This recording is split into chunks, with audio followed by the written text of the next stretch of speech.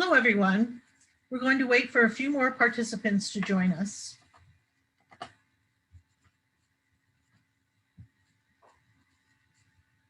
Looks like we have a lot of people coming in right now, which is great. We have a very good turnout for this afternoon. It seems like the weather is conducive also, which is nice. We have about 40 people that joined.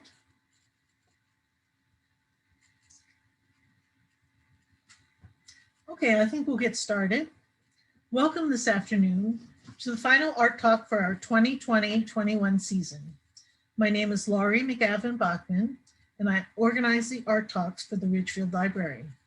Our art talk series is dedicated to exploring the creative process through lectures, films, and workshops that focus on art, architecture, and design, and is co-sponsored by the Ridgefield Guild of Artists.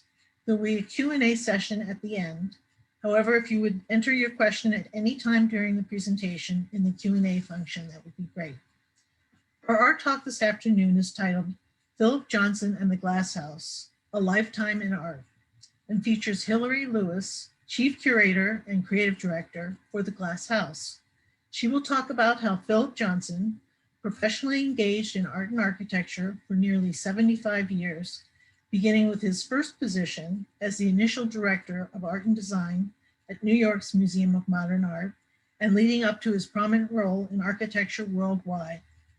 From 1949 until his death in 2005, his home in New Canaan, Connecticut, the Glass House, now a site of the National Trust for Historic Preservation, was both his private domain and his personal canvas for experimentation in architecture. As a lifelong art collector, Johnson left the Glass House a substantial number of works by 20th century artists, including seminal pieces by Jasper Johns, Robert Rauschenberg, Andy Warhol, and many others. This lecture will also address Johnson's unique approach to architecture as an art form. Hilary Lewis received her training in architectural history and urban planning from MIT and Harvard University, where she also taught. At the Glass House, she oversees art exhibitions, publications, public programs, and other creative efforts at the institution. She worked directly with the architect during the last decade of his life, and with him wrote 2 books, including Philip Johnson, The Architect in His Own Words, a recipient of the AIA International Architecture Award, and The Architecture of Philip Johnson. Will you please welcome Hilary Lewis? Thank you so much, Laurie. It's such a pleasure to be with you today. I am absolutely delighted to speak to your audience about the Glass House and the life and work of Philip Johnson. I'm just going to go ahead and share my slides so we can get going. And again, I am very pleased to be with you. And as we were just chatting about, I'm awfully glad that we are doing this today and not yesterday when the sun was shining. I imagine a lot of the people who are with us today are in the Ridgefield area, and I'm in Connecticut as well. It's the perfect kind of day, I think, for a talk, as opposed to yesterday when I know I was walking on the shoreline. Again, I am with the Glass House. We are part of the National Trust for Historic Preservation. And we are the recipients of the largesse of Philip Johnson, who gave the property, the art collection, and quite an endowment to the National Trust for Historic Preservation in order that this property would be made open to the public after Johnson's life had ended, which was in 2005. I also want to just point out that if you are interested in visiting the property, we are open. We just opened the property for the season as of April 16th. So I'm particularly delighted to be speaking to you today as we launch our season. If you visit theglasshouse.org, you can get information about visitation. Because of the pandemic, we are still limiting the types of visits possible. So for much lower ticket prices, one can visit with a grounds pass. Fortunately, we have a glass house. You can see inside a house even if you don't go inside it, but we're not opening the buildings at this time. And that will change once public health situation improves. So we look forward to that time. But just remind you that you can get lots of information also about the Glass House at theglasshouse.org. And so today, just as Lori very kindly introduced me, I'm going to be speaking of Johnson in the context of really a lifetime in art, which is absolutely the case with Philip Johnson. I do want to thank again both Lori and Andy for assisting today and inviting me and making it possible for me to speak with you. Again, we do a lot of work, by the way, with the New Canaan Library, so we're extremely pleased to have this opportunity to speak to the Ridgefield Library.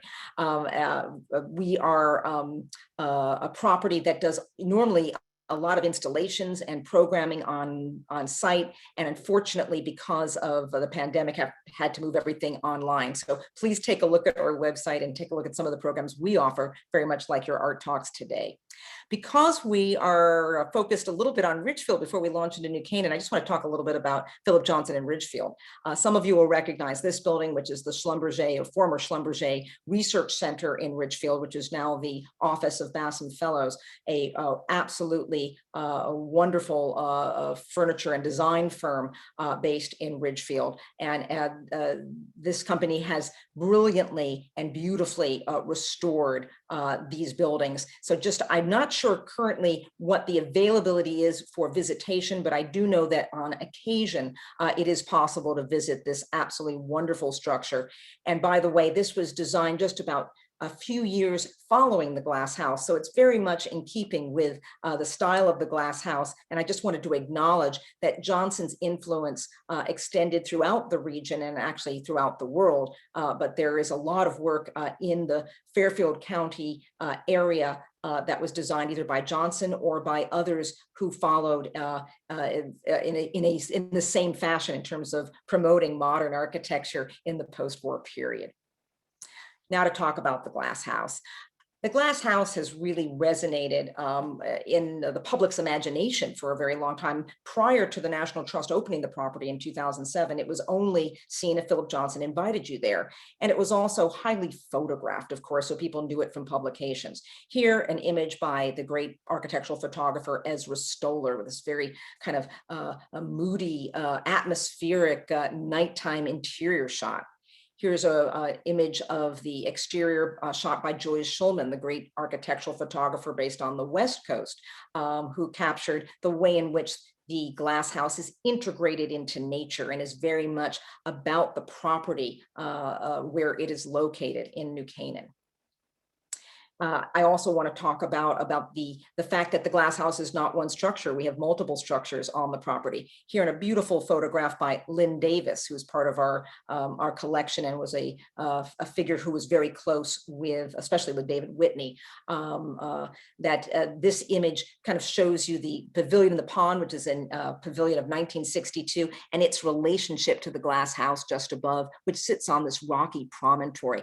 The Glass House is the name we use not just for this pavilion, but also for the entire property. It's the way that you talk about, let's say, Villa Borghese. It's not just the building, it's actually the grounds, the gardens, and all the structures. We have over a dozen structures on the property. And also the fact that the property has also worked its way into the work of artists. Here, the work of James Welling, terrific artist who employs photography and has done an entire series based on the Glass House. This is actually a work that is part of an edition that was done specially for the Glass House out of the generosity of James Welling. It's called Purple.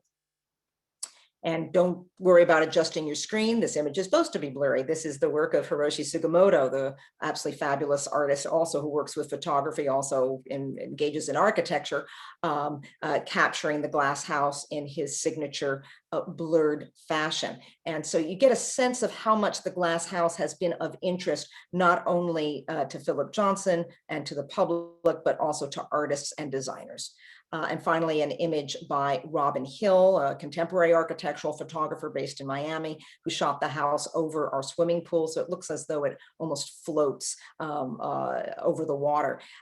Again, because the property was not available to the public prior to 2007 when we first opened, for many people, they only knew the property from the way it had been photographed.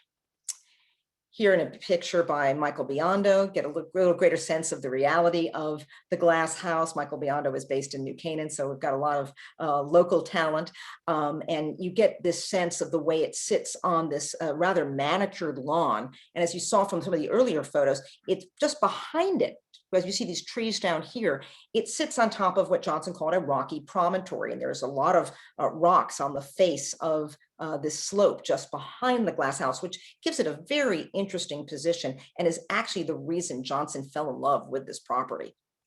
I want to talk a little bit about, of course, about Philip Johnson. Here, photographed in 2001 in his office. He was 95 years old when this photo was taken. Johnson, as many of you know, became certainly one of the best known figures in the world of architecture in the United States for a good chunk of his career. His career began in 1930 and really did not end until his death in 2005. And he worked until he was 97 years old. It's rather interesting for a gentleman who had extensive family wealth and therefore really did not need to work, but believed in work and was passionate about his work. And in many respects was considered in his day to be, quote unquote, the dean of American architecture, exerting great influence over the field, not only for his own work, but also in fostering the work of others. When the glass house was a little newer, here's Philip Johnson pictured seated in front of the house for a photo shoot by a newspaper. You get the sense of how Johnson was so much associated with the glass house. Again, most people couldn't visit it, but they knew that this was a property where things happened, where art was happening, our architecture was being discussed. It was considered to be an ongoing salon. I also want to acknowledge, though, part of Johnson's history, which is something that we have been exploring at the National Trust for Historic Preservation and the Glass House itself, here photographed in about 1930. Johnson's career began in 1930. This is when he first started working at the Museum of Modern Art. By the mid-1930s, he left the Museum of Modern Art and embarked in a period of political work, much of which is quite controversial and problematic. He was pro-fascist. For a period of time, he expressed pro-Nazi views, and this is something we have not shied away from in terms of the way that we present the history to the public, and I just want to acknowledge that. It would be a slightly different talk if I exclusively were going to focus on that here, but I just want to say that this is something that some of you may have seen in the press. Johnson later disavowed those ideas, but nonetheless, this was something that took up a number of years in his life from 1934 to 1940. But I want to go back even earlier. I know most of you probably have never seen a picture, I would imagine, of Philip Johnson as a child, but he really was once a child, and he came from a very privileged family. He was born in 1906 in Cleveland, Ohio. Came from, again, a wealthy and educated family, an artistically advanced family. His father had gone to Harvard Law School and was able to do work for the Wilson administration, which led to the family spending some time in 1919 in the wake of World War I in Europe. So Johnson got to travel when he was 13 years old. He would go on to Harvard as an undergraduate, entering in 1923 and graduating in 1930. If you do the math on that, it makes perfect sense that he was there for 7 years. That's actually important. And I should also just mention in terms of his family, his mother had gone to Wellesley. And by going to Wellesley, she also became very interested in art, wanted to collect art, and also encouraged her two daughters to attend Wellesley.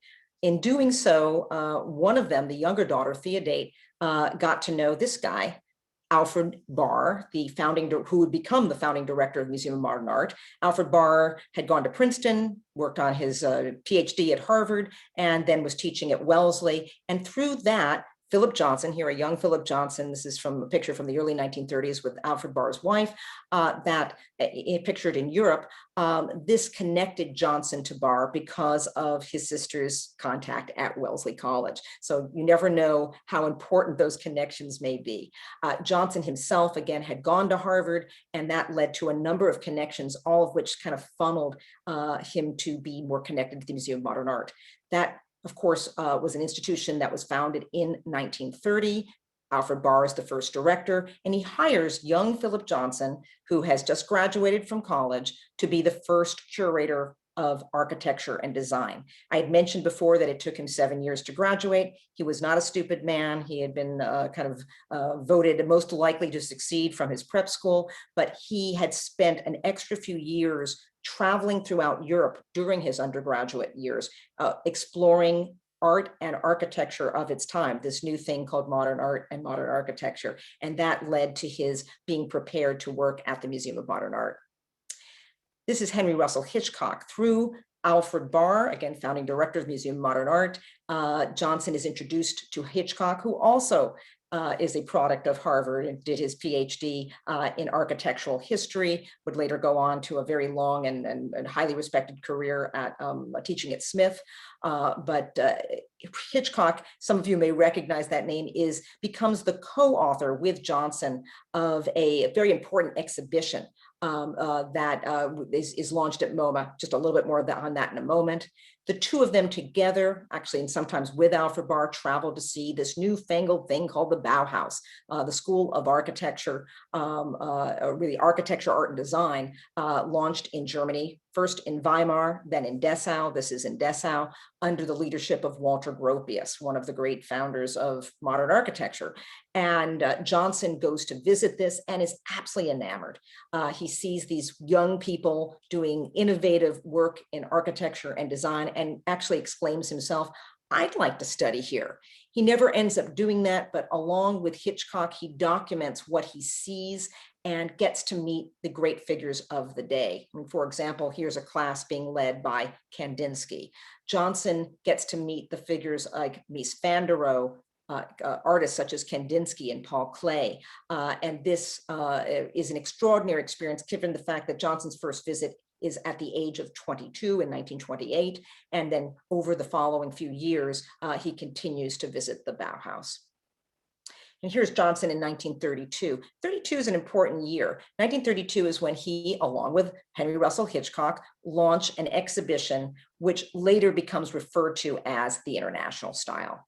It has a slightly different name at the time in 1932, but together they present the research that really Johnson has accumulated over a number of years, alongside the research of Alfred Barr and Henry Russell Hitchcock, about what's happening in Europe in the post-war period of the rebuilding and the innovative work in architecture. And this gets Johnson extremely excited and really brings him to the attention of the public.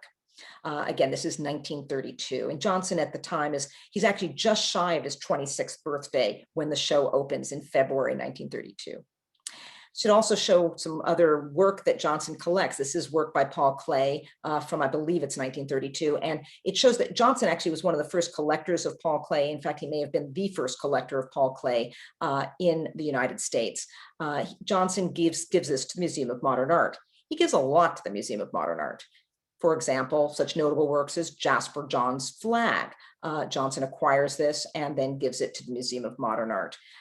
He also, for example, Andy Warhol's S&H green stamps, a very early and important work by Warhol, now used to hang at the Glass House in our painting gallery, but now in the permanent collection of the Museum of Modern Art.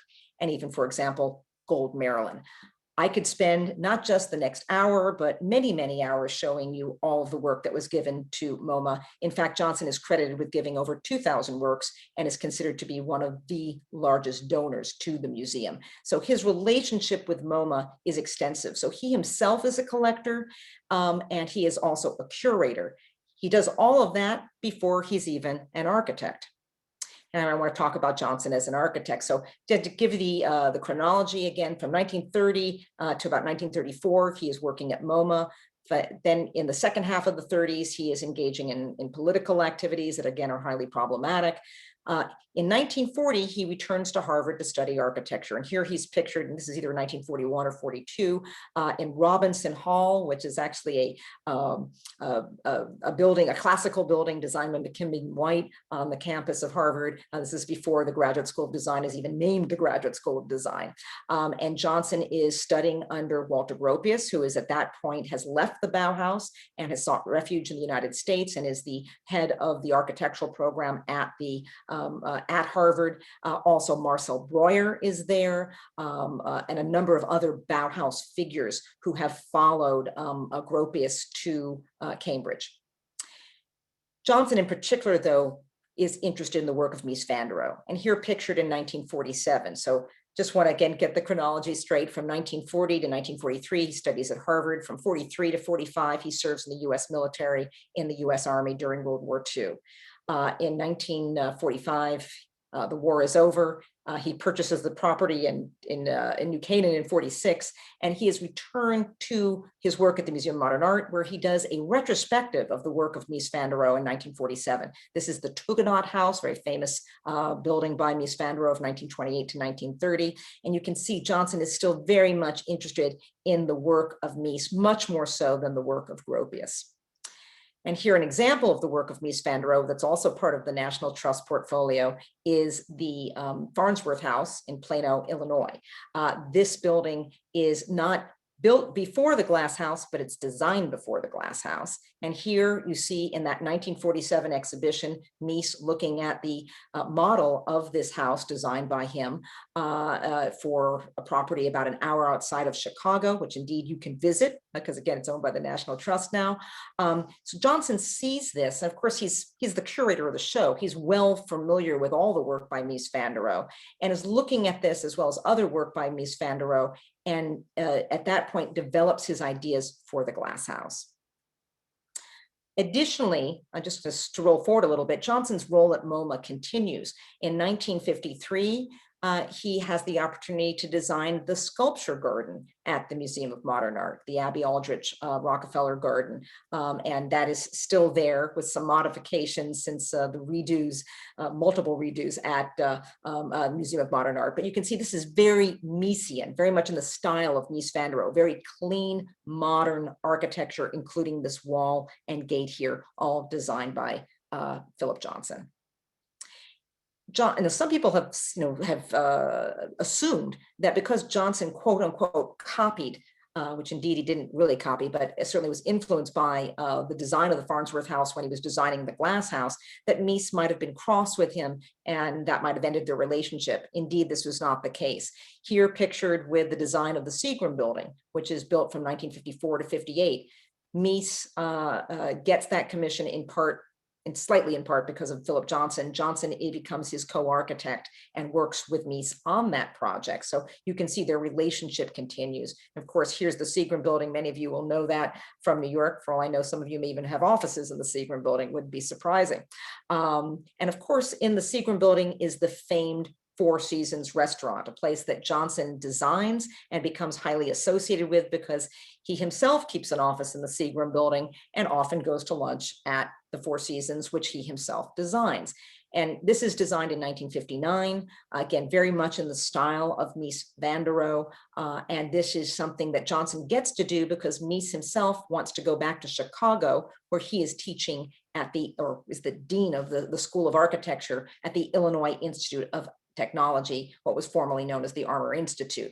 But that's how we ended up with the Four Seasons. And so I think all this kind of comes together as you see, really, Philip Johnson is very much a New Yorker, originally from Cleveland, but living in New York, dining at the Four Seasons. I can tell from the wood behind him, that's a shot taken at the Four Seasons. Office at the Seagram building, was still a lifelong association with MoMA. He's an art collector. You don't think of him as a country squire.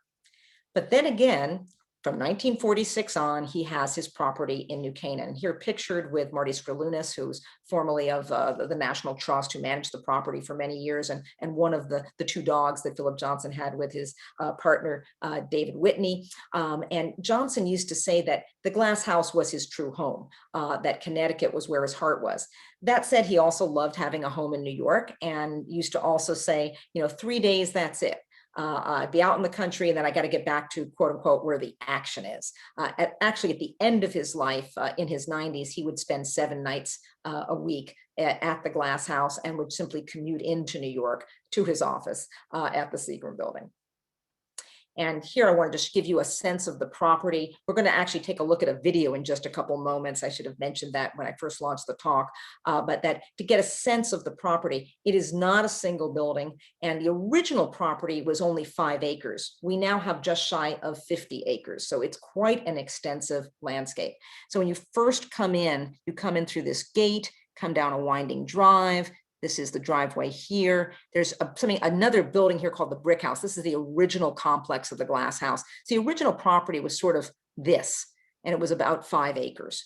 Again, we now have 50. Over the decades, Johnson acquired much more property. And so we have a painting gallery, a sculpture gallery, a little building here that's just a personal study and library, a sculptural structure, vernacular structures. You're going to see all of this. So with that, I'm going to stop sharing the slides just so that I can now show you a video. It's going to run about 11, 12 minutes. The voice should sound familiar. I'm the narrator, and I hope you enjoy this. This was recently produced, and so it's something fairly new. Most of our audience has not had an opportunity to see it. So give me 1 second to stop sharing and to reshare so that you can see this properly.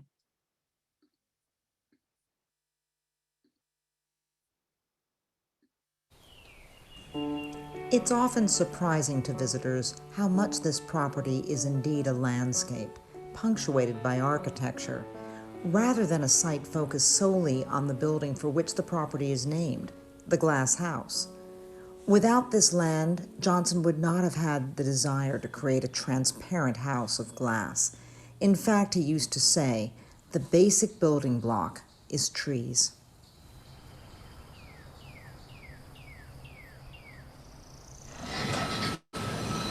You enter from the road at a high point on the property and pass through a ceremonial gate designed in 1977, one of the few examples of postmodern design on the site.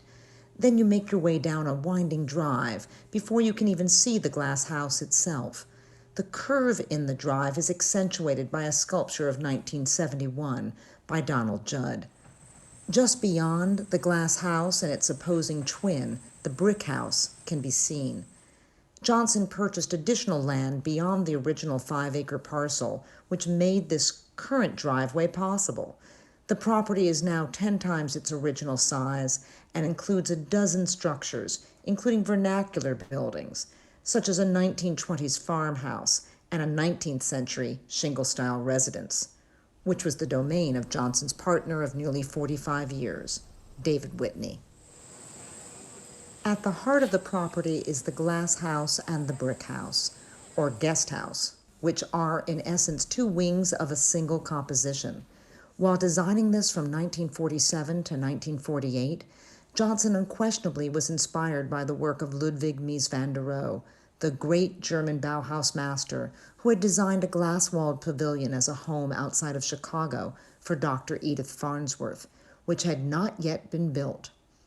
Johnson curated in 1947 an exhibition at New York's Museum of Modern Art that revealed this very design. Although clearly inspired, Johnson departed from some of Mies's ideas. While Farnsworth's steel beams are painted white and the building floats above the floodplain, Johnson's black painted steel is firmly planted on its southern New England soil. Johnson, who had known Mies for nearly 2 decades when he completed the Glass House, looked at Mies's work from the late 20s and early 30s when he explored the idea of a quote-unquote courthouse. This was to create a protected court between 2 wings of a house with large panes of glass, which looks out onto a garden. In Connecticut, Johnson instead broke the 2 wings apart from each other and placed the quote-unquote court between them. These 2 buildings are very much in direct dialogue with each other. Of course, one is about complete exposure to nature, while the other is about nearly complete enclosure. In fact, there are large circular windows on the back of the Brick House, but the front facade is entirely covered in iron spot brick. The interior of the Glass House is furnished mostly with the same furniture that Johnson commissioned from Mies in 1930 for Johnson's then apartment in New York. The Barcelona and Brno chairs were truly contemporary at that time, not the classics we consider them today. Please note the daybed of a similar style. This was designed specifically for Johnson in 1930 and is the prototype for the well-known furniture design that seems ubiquitous today. The first addition to the property that Johnson made was a circular pool in 1955. With a rectangular platform to one side, the pool is very much a geometric sculpture that is best seen from above the main property, where it becomes clear that Johnson is creating an artistic intervention as much as a place to swim. In 1962, Johnson created a playful pavilion for the man-made pond that is located below the rocky promontory on which the glass house sits. This is the first building that he constructs following the arrival of David Whitney on site. The two men would remain together for the remainder of their lives. This pavilion is a clear expression of how Johnson began to move away from the strictures of modernism. Writing in his 1960s essay, Full Scale, Fall Scale, Johnson spoke of the pleasures of sitting in this 6-foot-high structure, where one could at once feel small and large, a reference to the bandstands and tree houses of his youth and to garden pavilions in English landscape. Employing the flattened arches that Johnson particularly embraced at that time for many projects, he also experimented with precast concrete. The building is accessed by leaping from the shore onto a tiny island a few feet away. The next building created on the site was a painting gallery, designed using a series of circular plans, which could serve as both a carefully curated environment for paintings and a storage facility. The 3 areas for art installation hide a series of panels, not unlike a rug display, which hold far more art than can be seen at one time. This made changing an exhibition extremely easy for Johnson and Whitney. Just pull a panel and presto, the show had changed. Today, the collection features primarily works by major figures of 20th century American art, from Frank Stella to Andy Warhol. Many of the works that originally were installed here, from the likes of Jasper Johns, Warhol, and de Kooning, are now part of the collection of the Museum of Modern Art. In fact, Johnson was one of the largest contributors to the museum. In 1970, Johnson designed a building that is not similar to much else among his vast portfolio of work. This is the Sculpture Gallery, a white-painted brick structure with a glass roof, an interesting inversion of the glass house concept. Once inside, you feel as though you are still outdoors. Johnson felt he was creating the atmosphere of a Mediterranean hill town. As you descend steps, niche-like galleries separate works of art from Robert Rauschenberg, Michael Heiser, John Chamberlain, Andrew Lord, Robert Morris, Frank Stella, and Bruce Nauman. The building is especially powerful in bright sunlight when the metal members in the roof create powerful shadows throughout the space. Recognizing that staying focused on writing and reading when at the dining table of the glass house was a challenge due to the ever-changing views of the landscape without, Johnson created a small 400-square-foot monk cell of a study, which also created space for his architectural library. The small building of 1980 combines geometric forms of a cube and cone. Today, it is a neutral brown color on its exterior, but it was once white with a red door. Inside, you will find furniture by Frank Gehry and a carpet designed by Robert Venturi and Denise Scott Brown. There's a fireplace, but no bathroom. Johnson insisted on, quote, just the essentials. Just below the slope from the library is a structure of 1984 that sits on the foundation of an old farm building on the property. By the way, this land was once 18th century farmland and contains wonderful stone walls, which Johnson referred to as the organizing principle of the place. Johnson celebrated this small building's foundation by constructing the form of a house, but made entirely of chain link, an everyday material that Frank Gehry had championed. The overall form of a simplified house is also a reference to the architecture of Venturi and Scott Brown. The structure has an additional bit of wit to it. It has a slot down its front facade that allows just enough space for a person to enter. However, it's intended to be small enough that deer cannot nudge their way in and disturb the wildflowers that grow at its base. While an undergraduate at Harvard, Johnson befriended Lincoln Kirstein, a figure who would make his mark at the Museum of Modern Art and then at the New York City Ballet as co-founder with George Balanchine. In 1985, Johnson built this tower just beyond the pavilion in the pond and well below the glass house itself as a reference to Kirstein's lifelong support for dance. It's intended to be climbed. At its summit is an inscription that Johnson used to use as a test to see who had successfully danced to the top.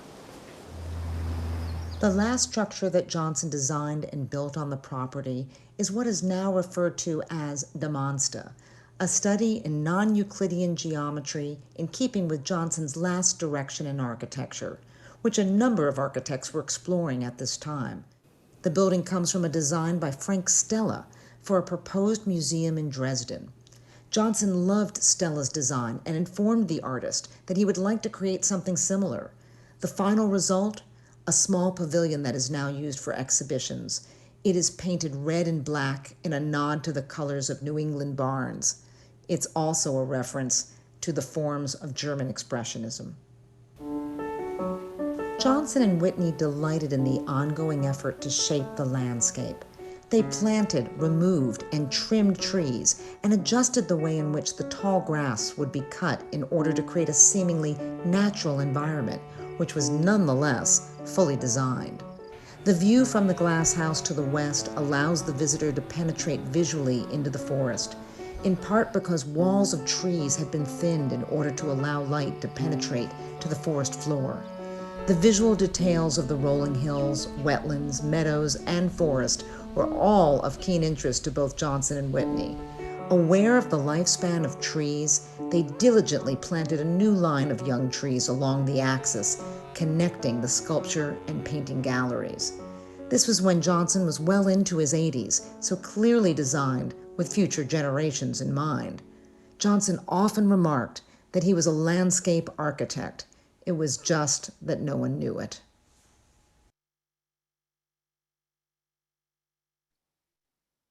I'll just let that finish for a second, and we're going to go back to looking at a bit more slides, etc. So I hope that was of interest to you to learn a little bit more about our property. With, I think video helps. It's not just about the looking at photos. I'm just put my camera back on. Here we go. And I'm going to start sharing again. And give me 1 second, we'll be right back on. There we go. So we're back at the property. I trust everyone can hear me properly at this point. I just want to talk a little bit about some of the elements that you just saw in that video, and then also take you a little bit further into understanding how we now use this property. As Lori mentioned, I'm the chief curator and creative director at the Glass House, and the property is still very much being employed, not just as a historic house museum, but also as a center for the arts. This photo, I just want to point out, is something that in fact, Lori very wisely picked up on, that this work here is a 17th century idealized landscape or historic landscape painting that refers to actually a classical landscape. But if you look at the horizon line on that image, it actually matches very closely the horizon line that you see as you look out into towards the west, which is actually towards Stanford. What's interesting about this painting is not only that it's a 17th century landscape painting, which is interesting in itself, given the fact that Johnson's so connected to the Museum of Modern Art and you picture him having nothing but modern art, but also the history, the provenance of this painting. This painting was selected by Alfred Barr, the founding director of the Museum of Modern Art, in about 1947, as Johnson was first designing the Glass House. This is before the anything is built yet, he selects this painting, tells Johnson he should purchase it. Johnson installs it actually in his office at the Museum of Modern Art, and then later installs it at the Glass House in 1949. It's part of the original layout in this rather well-known composition of Barcelona chairs, the aforementioned in the video daybed, which is sometimes, if you look at, say, the Knoll website, which is where you can buy these designs by Mies today, it's described as the Barcelona couch. It's not a couch, and it was never in the Barcelona pavilion. It was designed originally for Philip Johnson in 1930. All this furniture, almost all of it, was designed for Johnson's first apartment in New York of 1930. This lamp is designed by Philip Johnson, that was co-designed with the great lighting designer Richard Kelly. Anyway, so it just gives you some sense of this. Also, I think we often see these photos and you just think of it as being so stark and so almost lonely, as though nothing would happen in this space. But I want to just underscore the fact that the Glass House was very much a center of activity. This is a well-known photo by David McCabe of a grouping of very interesting gentlemen. Here, David Whitney, Johnson's partner, who also himself was a gallerist, art advisor, and very well connected to the art world. A gentleman that he was very friendly with, Andy Warhol. Philip Johnson, of course, I'm afraid I don't know who this gentleman is, and a very young Robert A.M. Stern, who met Johnson when Bob Stern was a graduate student at Yale studying architecture, and that began a lifelong friendship. Also, just want to talk about the fact that when you use glass, it's transparent, but it also is something that has extraordinary reflectivity. And so the Glass House can be seen in many different ways. It's something that embodies reflection, but also being able to view out as well as to view in. The very simple, very almost Spartan bedroom area. In truth, Johnson did use pillows. There even used to be a mink throw that was used in the winter, but it was decided by David Whitney after Johnson's passing that such personal effects should not have been maintained in the house. There's a table by Mies van der Rohe, a Bauhaus Wagenfeld lamp, which Johnson had purchased back in the day, a table and chair designed by Mies van der Rohe, a leather top desk, all of which are from that original apartment design of 1930. So Johnson, as he joked, got a lot of use out of his furniture because he bought it in 1930 and had it until he died in 2005. I also just want to acknowledge the fact that, again, there are many structures on the property. The video talked about this little pavilion, which was constructed in 1962. It's also being done at about the same time that Johnson is working on Lincoln Center. He was one of the several architects who worked on Lincoln Center, building the New York City Ballet, in part for his friend Lincoln Kirstein. That project was also something that was governed by the state. The governor at the time was Nelson Rockefeller, someone whom Johnson knew well, again, because of their connections through the Museum of Modern Art. But I also want to talk about the idea of a pavilion. This is not the Glass House, of course. This is Stowe in the UK. The idea of princely gardens were something that was on Johnson's mind. So for example, when he's building something like this, he's thinking in terms of, this is the Great Palladian Bridge. So he's thinking in terms of 18th century or even early 19th century garden designs, what he would say would be continental gardens. He in particular looked at German gardens, French gardens, etc. But this is part of the ethos. So it's really this interesting merging of a very traditional idea about landscape with contemporary architecture.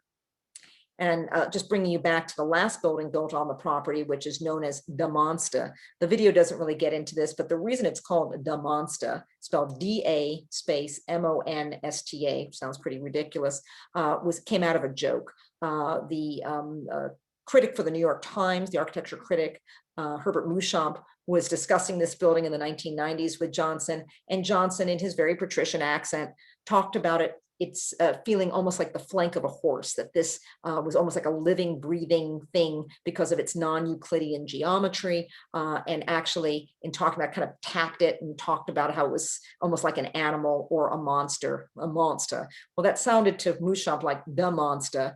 And Johnson, when he saw that in print, thought it was hilarious and immediately called the building by nothing other than de monster.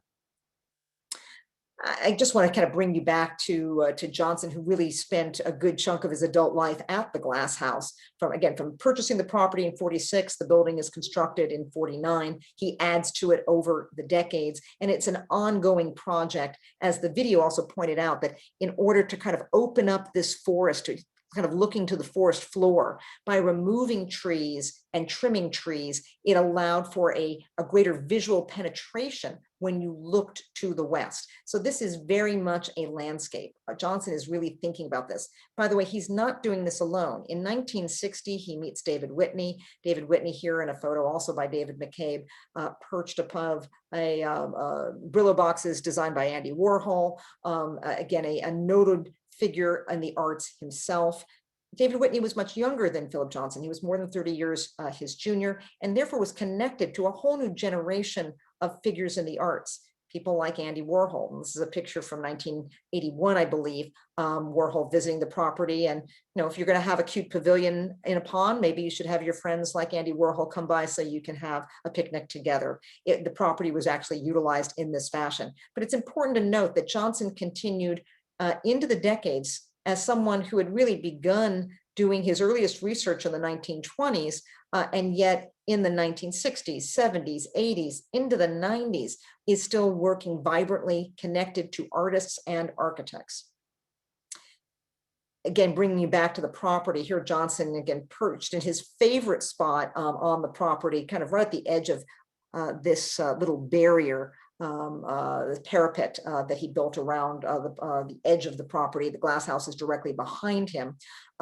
And really thinking about the property, how important the landscape was, as well as also the importance of a change in architecture, explaining that's why he built in so many different styles on the property.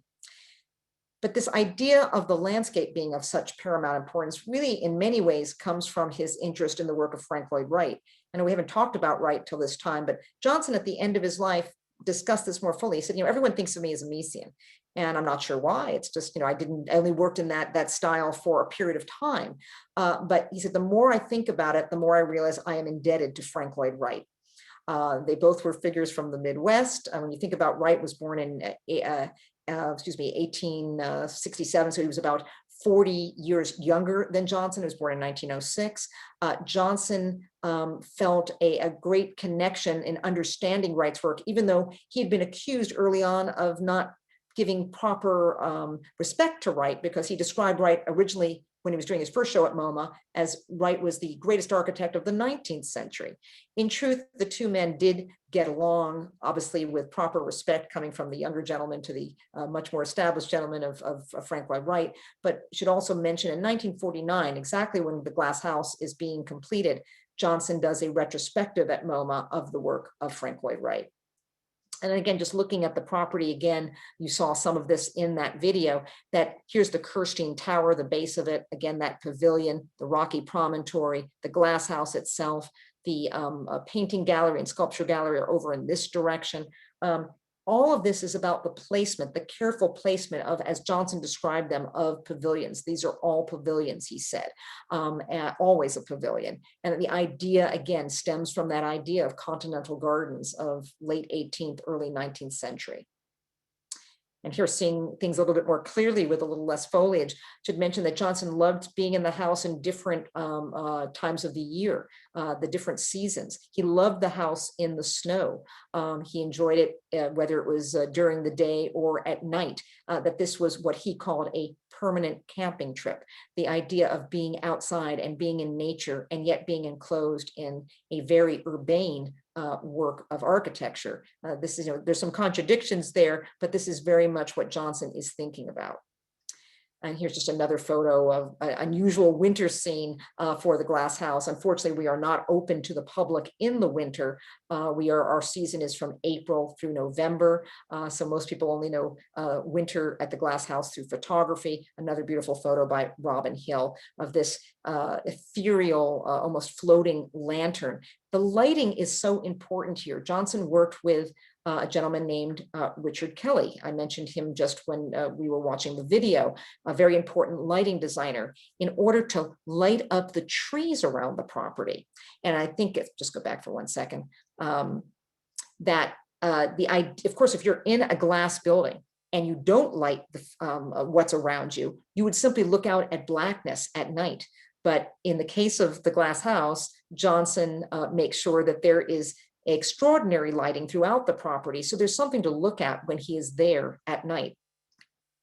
Johnson lived a very long time. Again, as I mentioned a number of times now, he passed away in 2005. So he nearly lived 100 years. He was just shy of his 99th birthday. Johnson was certainly a figure, again, both controversial and important, who really put architecture and art together. He often talked about architecture with a capital A, or even art with a capital A, meaning at the highest level, at the highest artistic level. And this is something that is absolutely seminal to the work of Philip Johnson. Now I want to just discuss a little bit of how we now carry on that legacy of the importance of the merger of art and architecture. Again, I think that's something that I maybe should have mentioned a little earlier, that Johnson, in being much more connected to Mies van der Rohe rather than to Walter Gropius, was much more interested in the artistic nature of modern architecture rather than the more quote unquote functional aspects of modern architecture. Here in 2014, some of you perhaps had the opportunity to visit us back then. In 2014, we staged a wonderful installation with the Japanese artist Fujika Nakaya. This is called Veil, which is an artwork using steam and fog, really a fog creation. And if you were there for a full display of this, the entire property would be enveloped in a cloud. It was quite magical. I can't take credit for that. That was done under prior curatorial leadership at the Glass House. And also in 2016, we worked with the artist Yayoi Kusama to do an installation that covered the building with her signature dots. There also was an installation in the pond below, something called the Narcissus Garden, beautiful metal spheres placed, as well as one of her signature pumpkins that were placed up the hill, kind of off to this side. That was in 2016. Again, I can't take credit for that. Again, that was under prior leadership. In 2017, when I first began in my current role at the Glass House, we installed the work of Robert Indiana, an abstract work called Numbers. These are 6-foot high Corten steel structures. And Corten was a material that Johnson particularly was keen about and utilized on the property. And this was designed to create almost an architectural environment. We actually used this area for a dance performance. So the dancers actually moved among these incredible figures. Also want to point out work that we've done in recent time with the artist Lynn Davis, a fine art photographer, who has spent decades chronicling the change, the effects of climate change on the icebergs of Greenland. And so in a absolutely wonderful show of her work called Lynn Davis on Ice, we presented that in the painting gallery. Again, you got to see that image of how those panels move. So you can just really see 6 panels at a time. And there's also an entryway where we had more art installed, but it's very easy to change a show. Again, you just pull the panels around. It was a little easier in Johnson's day. These are now slightly more delicate mechanical systems, and we have to be a little bit more careful when we move the panels. We also have hosted performance art, and I want to also acknowledge the fact that we have been examining quite closely the issue of the way in which artists of various backgrounds have not always been presented in the collection at the Glass House, where you primarily have a collection of post-war 20th century American arts, almost entirely white and male. Here, the work of Jimmy Robert, a visual artist who works in performance art, did a performance called Imitation of Lives. This was also done as a filmed work as well. And it actually was an examination of the issue of race in the context of contemporary art. Currently, just to bring you up to the present, because I want to acknowledge how much time we have left. Looks like we're just coming to the end of the hour. We are right now installing the work of Annie Albers. Annie Albers was a figure from the Bauhaus, whom Johnson met in his early visits to the Bauhaus, both she and her husband, Josef Albers. And Of course, the Albers would end up leaving Germany and coming to the United States. In fact, Johnson was instrumental in making it possible for them to get out of Germany and to come to the US.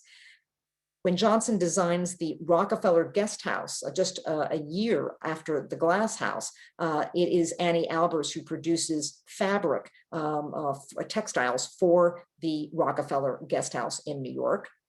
And this fabric has now been refabricated by a special artisan in Leipzig for us. And we are literally just in the process of installing this as a curtain in the Glass House. We're also having a bedspread of Annie Albers' design also being placed in the Glass House. Just want to underscore again, we do not have our buildings open at this time because of coronavirus concerns. However, with a Glass House, you can definitely see in from the outside. Just be prepared for some reflections. And then finally, we have one other project that has just been installed. This is the artist David Hart. David Hart is both a conceptual artist as well as a visual artist who works in many different media. We requested that he work with us actually back in 2020. Because of coronavirus, we had to delay the project. By the way, David Hart is part of the current show at MoMA, Black Reconstructions. He examined the history of gardens at the Glass House. So not just landscape, but gardens specifically, and looked at a garden designed by David Whitney that used to be behind the vernacular piece of architecture here, known as Granger, that David Whitney maintained as his own kind of personal domain. And this is no longer extant, but David Hart looked at this, and he also was looking at the history of the work of Charles Ethan Porter, an artist, African-American artist, American artist who worked from the late 19th century into the 1920s, and examining the type of flora that are present in the work of Porter, is planting a garden at the Glass House that will bloom during different times of the year as a way of honoring the history of Charles Ethan Porter, as well as the history of gardens at the Glass House. So that's something you will be able to see. My understanding is that the peak time to see some of this, it will really be beginning in May. I just want to bring you again back to the Glass House, that the Glass House itself is a work of art. It contains many works of art, and it was built by someone who very much believed in art as the most important element in life. Johnson used to like to quote that life is short, but art is long. And in truth, the Glass House, we hope, will have a life going forward that goes beyond just its presentation as a historic house museum, but also as a home for the arts in Fairfield County, where we can welcome people from all over the world. Certainly keeping our fingers crossed that things will change soon so that we can have greater numbers of visitors again, as well as welcome people from much further away. But it is especially good, I think, now for those of us who are in Connecticut and who can easily reach our property. So with that, I just also want to remind you again, this is our website, theglasshouse.org, information about visiting. There are videos of past presentations. We used to do a lot of presentations on site. We're doing everything online, just as you're working with us today. We have lots of future programs coming on. So I encourage you to take a look at that if I've piqued your interest at all in our institution and our various offerings. So with that, I think maybe I'll stop sharing here, Lori, and open it to questions. And please let me know how much time we have. It looks to me like I ran over because we're just shy of 3 o'clock. And so I hope that some of you can remain with us for some questions and answers. Yes, it looks like we have some questions in the Q&A. Great. Let's see, where did the extensive family wealth come from? Good question.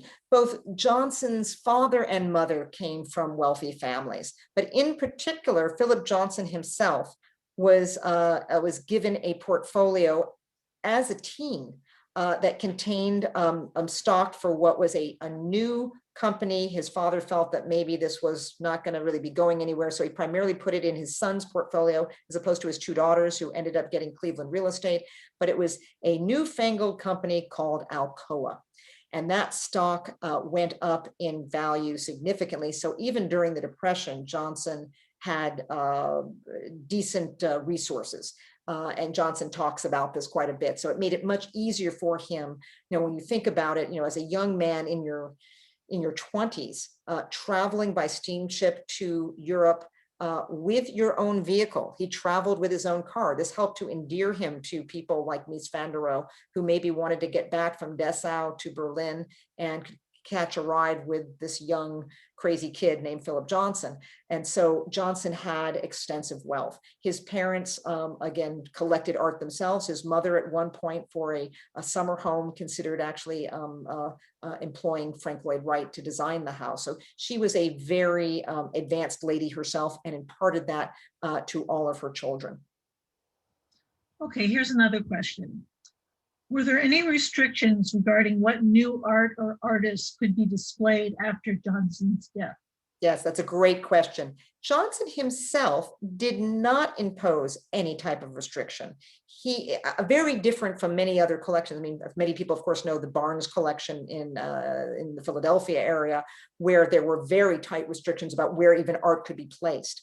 Johnson did not do that. However, it's been the policy of the National Trust for Historic Preservation to leave things as close to their original form as possible. So we don't do anything that is not reversible. So for example, when I showed the work of Lynn Davis installed in the painting gallery, we put that up, but it's a temporary thing. Then that is taken down, and then we return to frequently showing our work of, let's say, Frank Stella. We have extensive holdings of the work of Frank Stella on display.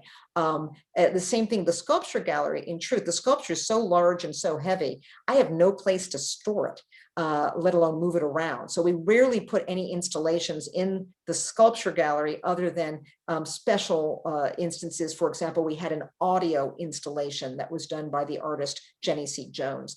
So we don't do that. What we do have a bit more flexibility with is, for example, in De Monsta, that red and black building that I showed you. We've done a number of installations in that building. We can add some things on the landscape, but again, it has to be reversible, where we can remove those things and return things. For example, the garden that David Hart is designing will only be up for this season, and then it will be removed and the property will go back to its original state. But that's not because of Philip Johnson. He did not impose really any restrictions at all. It was quite a generous thing. Here's an interesting question about the infrastructure. How is the glass house heated and cooled? It's a great question. It's, I will say this, it's heated well. It is not cooled really, other than opening the doors. There is no air conditioning in the glass house pavilion itself. And what's fascinating, as you will probably recall from that short video, there's the glass house and there's the brick house.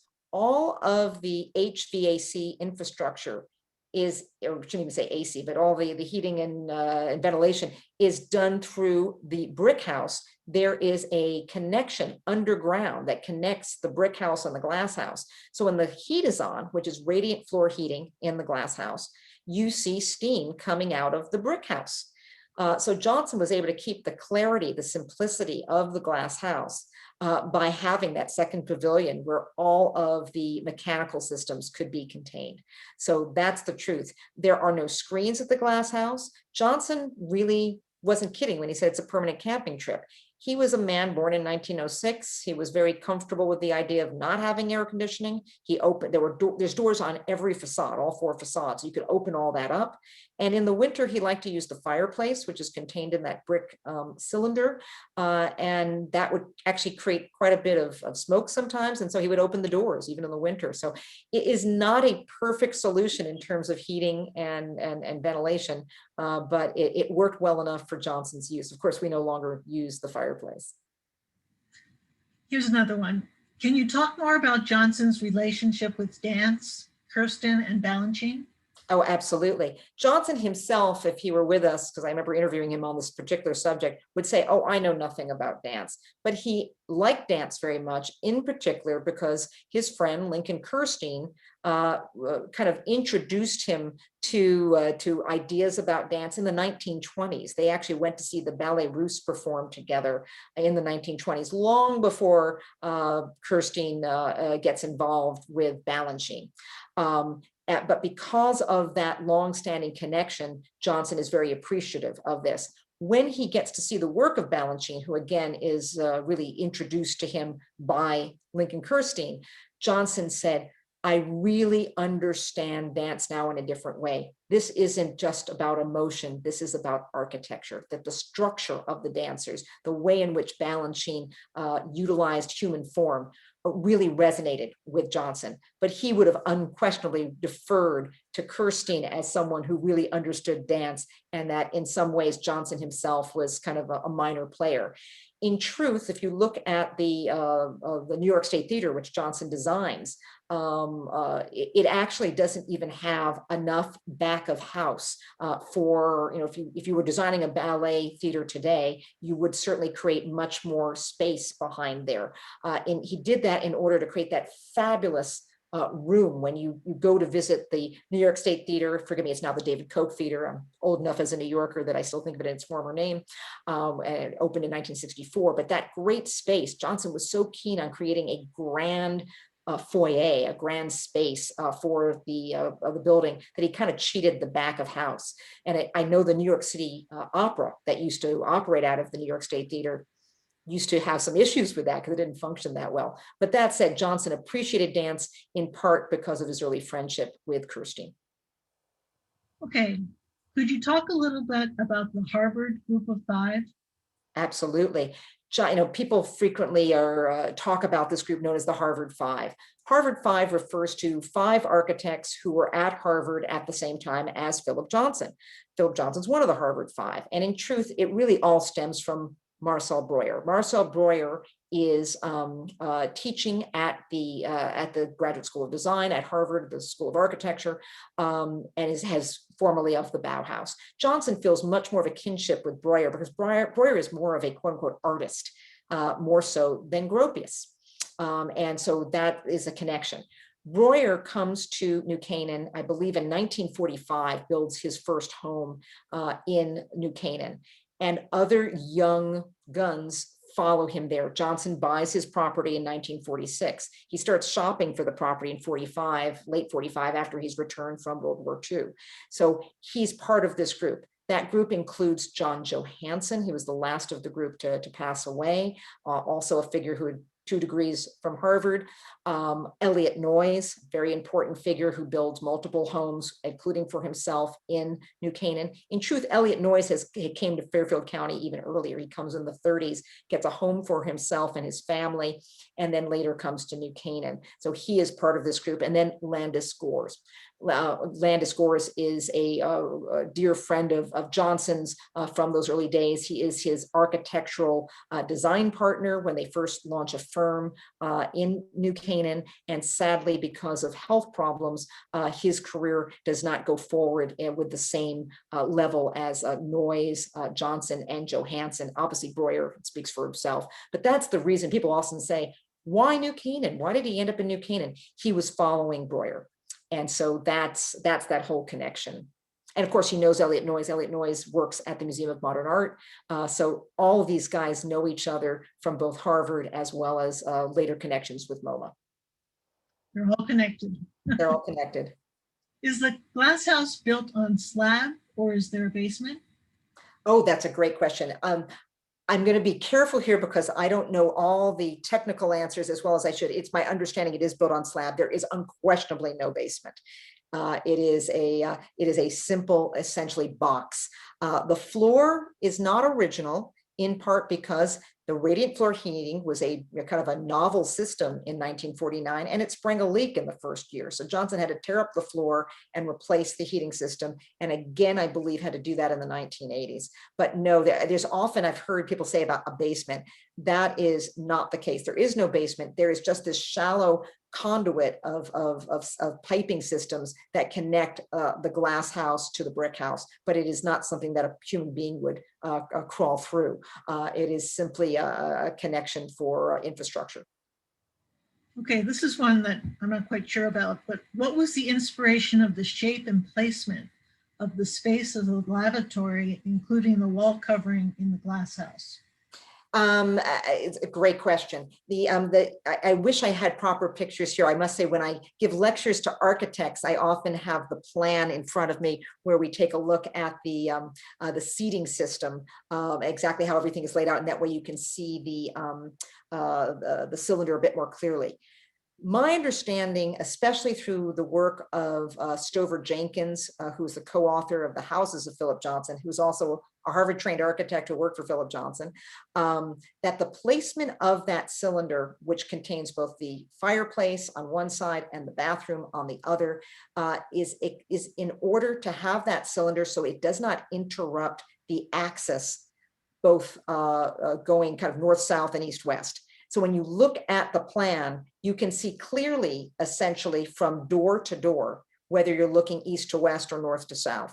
And so the placement of that cylinder, and forgive me for not having the picture here, is a little bit kind of to the southeastern quadrant, if you were looking at that on a piece of graph paper. And so that's how Johnson decides that. But he goes through many iterations. There's our early designs where the glass house is actually two wings, where the glass house and the brick house are together in what Johnson would have referred to as a courthouse design. That's something that Mies had developed starting around late 20s, early 1930s. The idea of having kind of a space where there's a court in between. Johnson elects to divide those two buildings and make them separate structures. But the placement of that cylinder is very much a geometric decision. How often is the glass cleaned? It's a great question. In Johnson's day, the glass was cleaned. They were literally, window washers were there every week. I am not 100% sure if we are maintaining that schedule. We certainly don't maintain that necessarily during the off season, but certainly no less than once a month, but I believe it's every week, especially during visitation, because we want it to look as clean and transparent as it did during Philip Johnson and David Whitney's day. Have the architectural drawings of Philip Johnson been archived and maintained?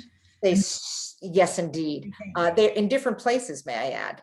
If people are interested, let's say, in the history of the glass house, we do not have those holdings. That was all given decades and decades ago to the Museum of Modern Art. So that is the archive that has early papers and information about the glass house as part of the MoMA archive.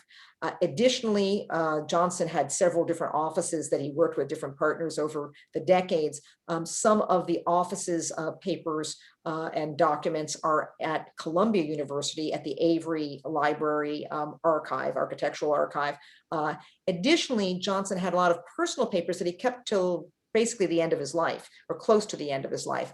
While he was still alive, he and David Whitney made a significant donation of personal papers and information to the Getty. So Johnson's archive is really split among three places. So it's at the Getty Research Institute in California, at MoMA in New York, and also at Columbia University. Perfect. Here's a question. Do you have any more details on how Johnson moved past his interest in fascism? Oh, yes. Well, I don't have maybe all the information that will satisfy all listeners, but I'll do the best that I can. As you mentioned in the introduction, I wrote several books with Philip Johnson. I did know Johnson. I spent 10 years working with him quite closely. And so we did discuss this topic. Johnson, I think, became enamored of fascism as a response to the Depression. I think most of us today would scratch our heads and say this is certainly not the way. But then again, in today's world, we're seeing parts of the world engage in fascist ideology again. So apparently it does have appeal. So Johnson at the time said that he saw many going either very far to the left, kind of looking at communism, or going very far to the right. And in his case, he thought that going to the right would provide more solutions. He was very enamored of German culture. As a young boy, he had been exposed to German learning, 19th century German learning. He spoke German. He had his first taste of kind of personal freedom. He was a gay man, and he got to live in Berlin in the 1920s. And so there was a lot of affection for things German. Now, hearing that, many people would say, you've got to be crazy. If you appreciated Weimar, how in the world could you possibly have thought that the Nazis for a nanosecond could have been an appropriate response. And I think that the depth of the depression perhaps fooled him into thinking that this was an appropriate political solution.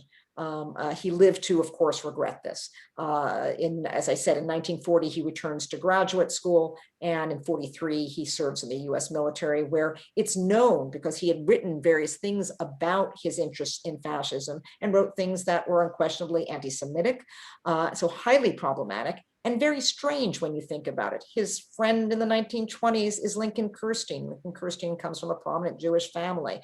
None of this is fully makes sense. But Johnson, I think, was caught up in the time. I do think, though, he had studied philosophy. He used to talk about this, and that he was a Nietzschean. And there was a part of him that kind of subscribed to the great man theory and felt more comfortable with that.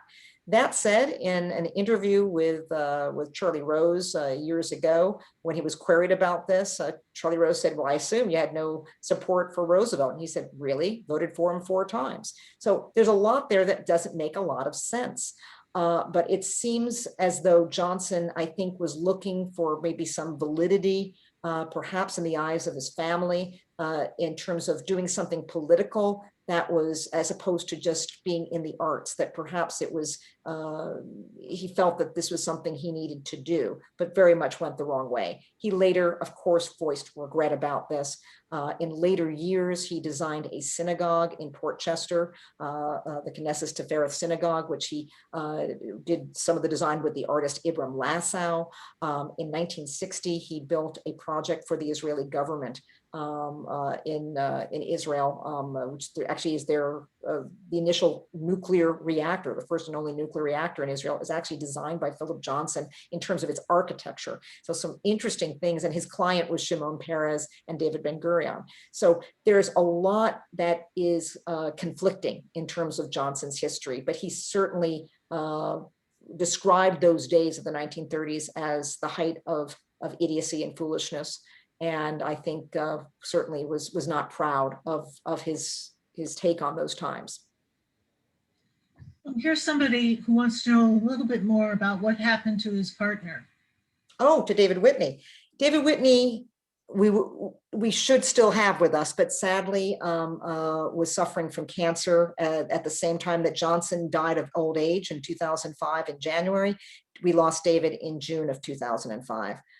So otherwise, David Whitney would very much still be with us. I had the honor of knowing David. They were together from 1960 until 2005, so just shy of 45 years together. And very much the art collection and the landscape is very much a product of the two men together.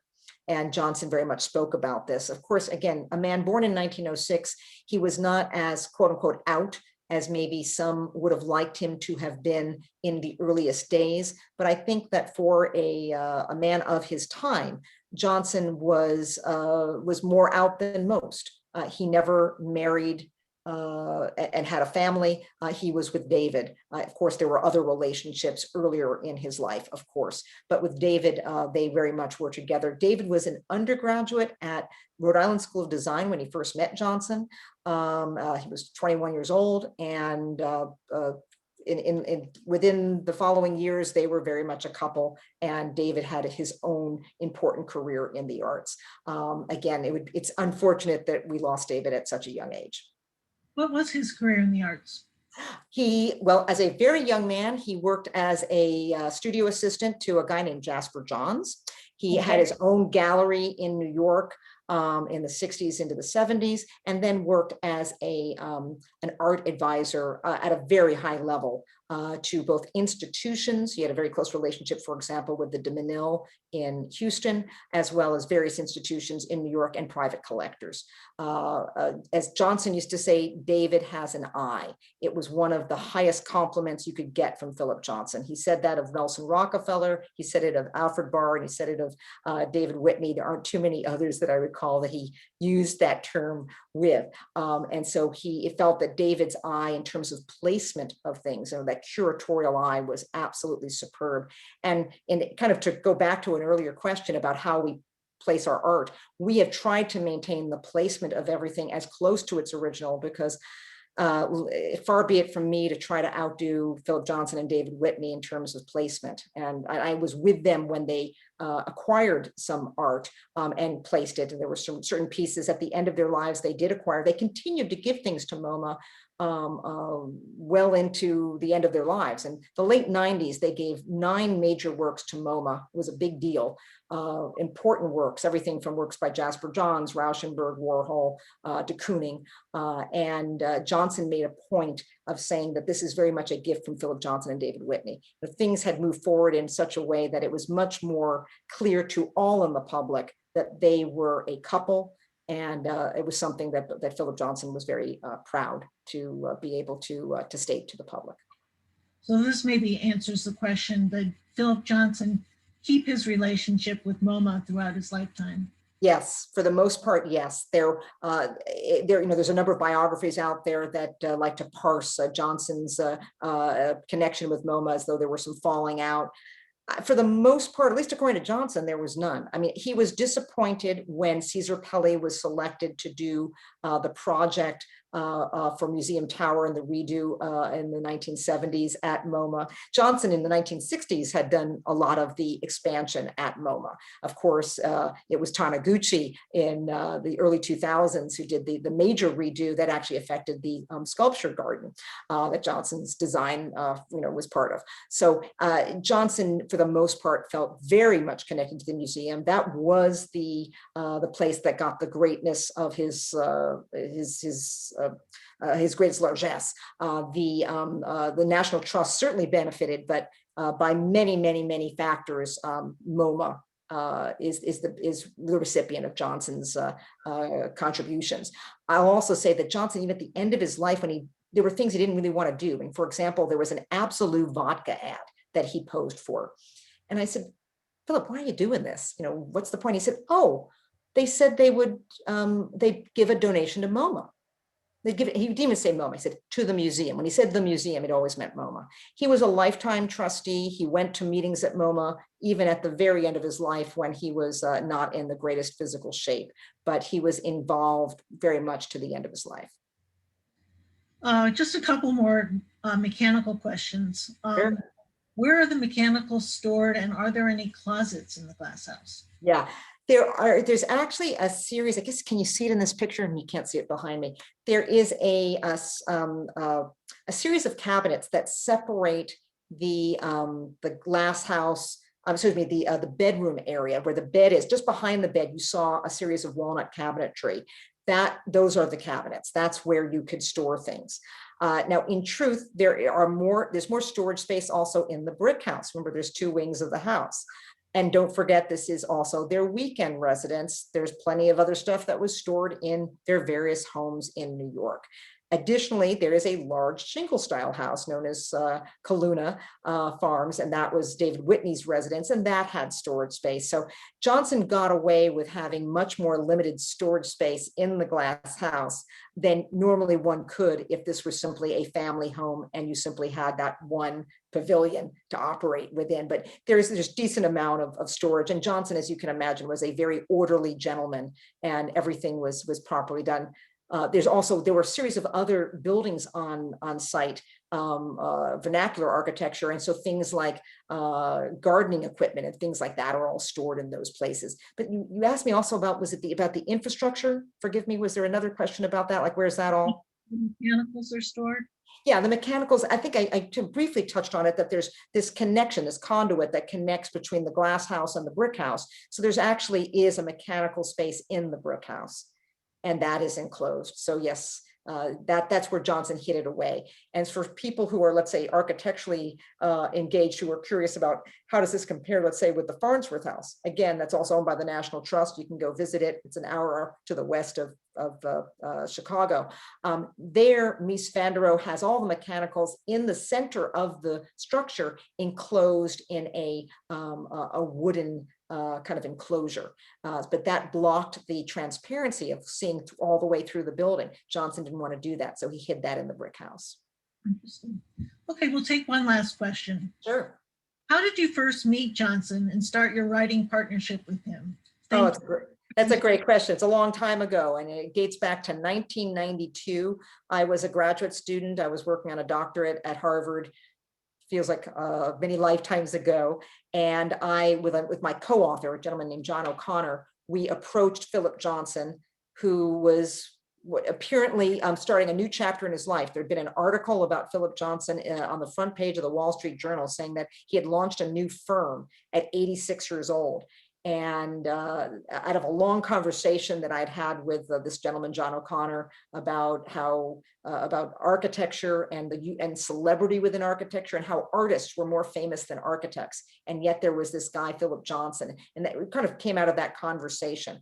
And we went to visit Philip Johnson, who was kind enough to allow us to come and have a talk with him at his office. In those days, it was actually in the Lipstick Building. He had built the Lipstick Building in the 1980s, briefly had his offices there, and then moved back to the Seagram Building.